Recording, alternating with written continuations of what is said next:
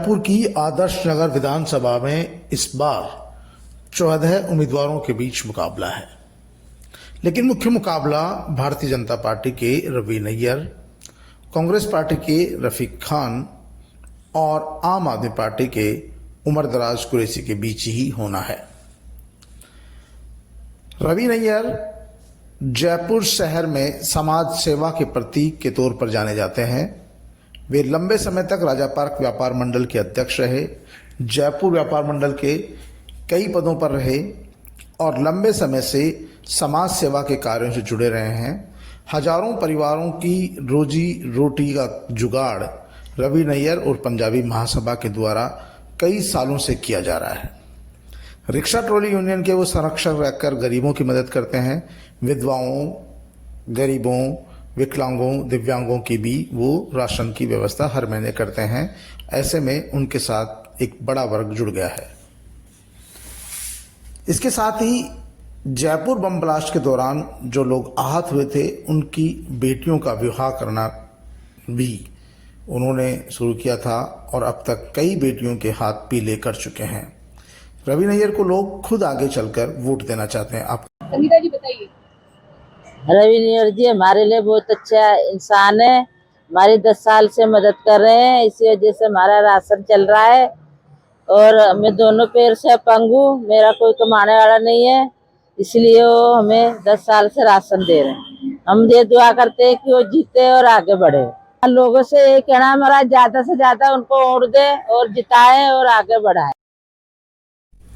धीरे धीरे प्रचार के साथ रवि नैयर को भी लोगों का समर्थन मिलता हुआ नजर आ रहा है। भारतीय जनता पार्टी के कार्यकर्ताओं की लंबी चौड़ी फौज जहां रवि नैयर के साथ काम कर रही है, वहीं संघ परिवार भी घर घर जनसंपर्क में जुट गया है। रवि नैयर खुद संघ पृष्ठभूमि से आते हैं, आर्य समाजी है, आर्य समाज सेवा संस्थान से जुड़े हुए हैं और यहाँ भी रहकर वो समाज सेवा का ही काम करते हैं। यानी जयपुर शहर में ऐसा कोई व्यक्ति नहीं होगा, वर्ग नहीं होगा जो रवि नैयर को नाम से नहीं जानता हो।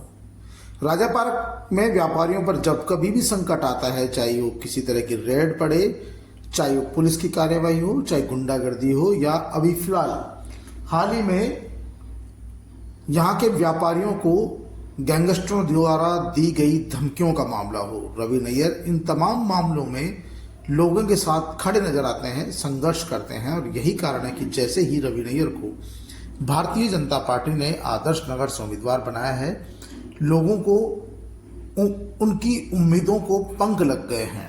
लोगों को लगता है कि जो व्यक्ति बिना किसी पद पर रहकर भी लोगों के लिए इतना सब कुछ कर सकता है, तो जब वो किसी पद पर बैठेगा और खासतौर पर विधायक बनेगा, तो विधानसभा में जाकर हमारी आवाज उठाएगा। इसलिए लोग उन्हें दिल से चाहते हैं।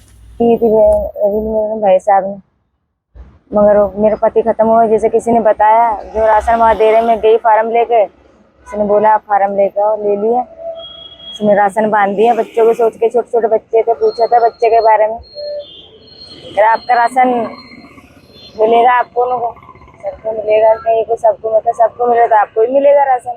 बहुत अच्छे हैं। वैसे तो मेरा आदमी खत्म हुआ, काम धंधा भी नहीं मिला था, उस टाइम उसी के खर्चे से ही खर्चा चला रही थी। मैं काम कर भी नहीं सकती, मेरे हाथ पाँव से ज्यादा काम होता नहीं है, बीमार रहती हूँ, हार्ट की बीमारी भी है मेरे को। तो अब रवि नैयर जी चुनाव में खड़े हुए, आप लोगों से क्या कहोगे? बहुत अच्छे आदमी है, उसको देना चाहिए। वो तो चुनाव में खड़े हैं, तो जैसे हमारे लिए अब सोच रहे हैं, तो वो आगे भी सोचेंगे हमारे। सुना आपने, रवि नैयर बिना किसी पद के भी बहुत कुछ कर रहे हैं। ऐसे में भारतीय जनता पार्टी ने उन्हें अपना उम्मीदवार बनाया है, तो लोगों का कहना है कि अब हमारी भी जिम्मेदारी बनती है कि हम उन्हें कुछ वापस। माता जी, रवि नैयर जी ने क्या किया है आपके लिए? हमारे लिए तो बहुत कुछ किया है, क्या? हद से ज्यादा।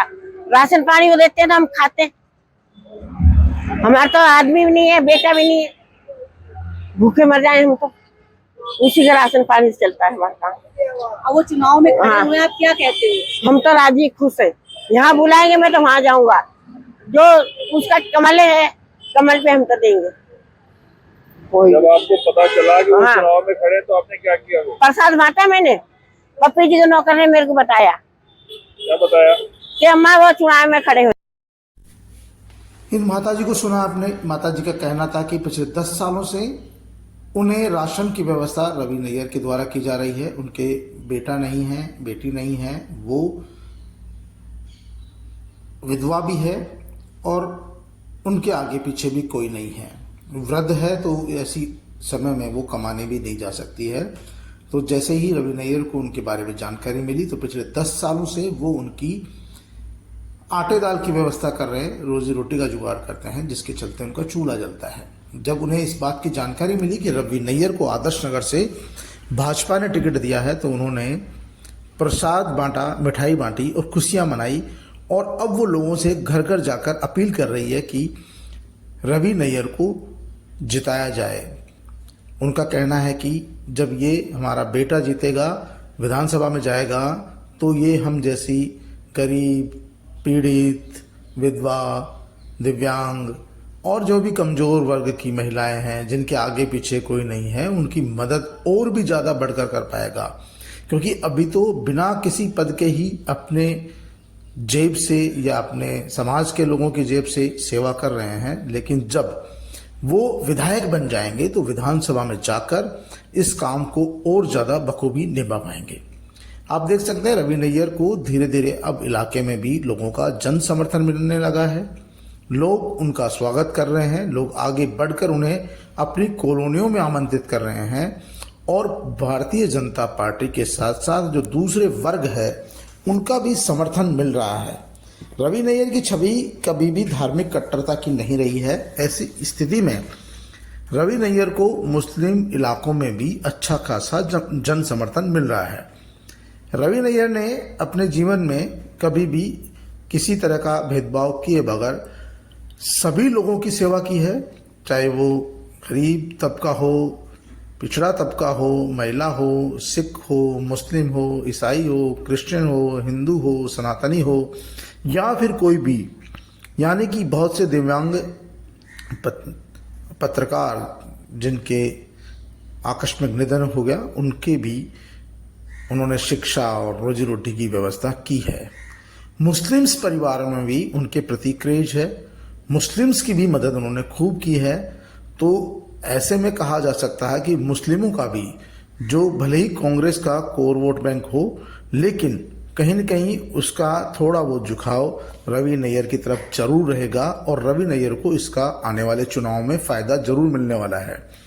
लोगों का कहना है कि रवि नैयर को अब धीरे धीरे सभी वर्गों का खुलकर समर्थन मिलने लगा है।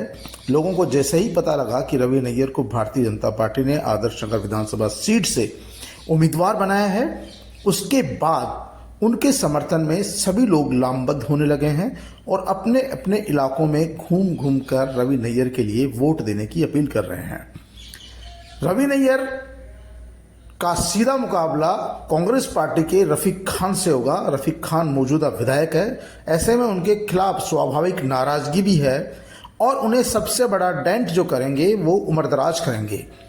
उमर दराज को आम आदमी पार्टी ने चुनाव मैदान में उतारा है और उमर दराज यदि यहाँ से 10-20 हज़ार वोट भी लेते हैं तो वो सीधा सीधा नुकसान रफीक खान का होगा और रवि नैयर की जीत सुनिश्चित होगी।